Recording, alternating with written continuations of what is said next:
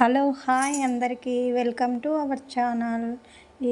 Today మనం egg curry చేసుకుందాం. Egg curry చాలా సింపుల్గా ఈజీగా టేస్టీగా అయిపోతుంది. ఇలా ఆయిల్ బాయిల్ అవ్వగానే ఆనియన్స్ వేసుకోవాలి. ఈ ఆనియన్స్ వచ్చేసి 4 ఆనియన్స్ కట్ చేసుకున్నాను నేను. చాలా సింపుల్గా ఈజీగా టేస్టీ ఎగ్ కర్రీ అండి.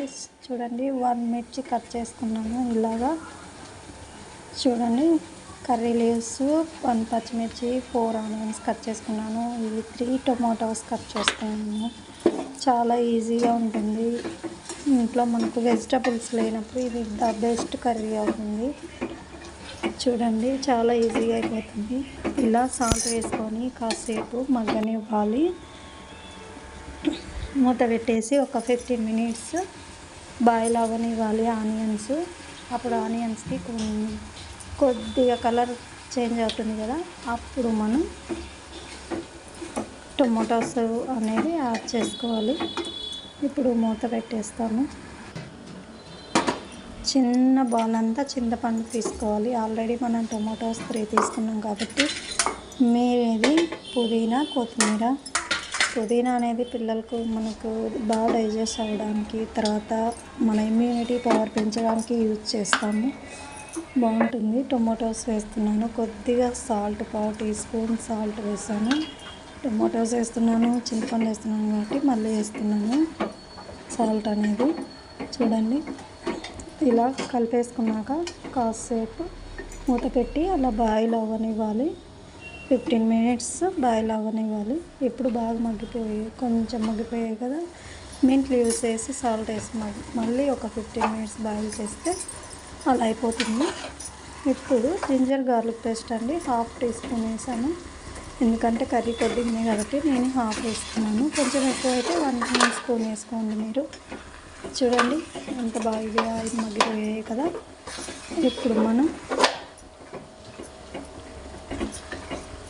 మసాలాలు యాడ్ చేసుకున్నాము.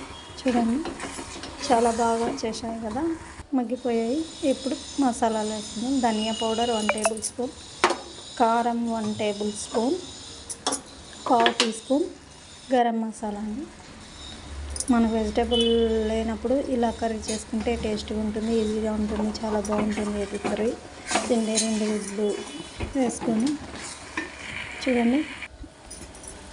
చింతపండు రసం అండి, చిన్న బాల్ తీసుకున్నాం కదా, చింతపండు రసం. ఒకవేళ మీరు పులుపొద్దు మాకు అవి వాటితో సరిపోతుందంటే వాటితోనే సరిపెట్టుకోవచ్చు, చింతపండు అవసరం లేదు. కానీ ఈ కర్రీ మాత్రం 2 డేస్ ఉన్నా చెడిపోదండి.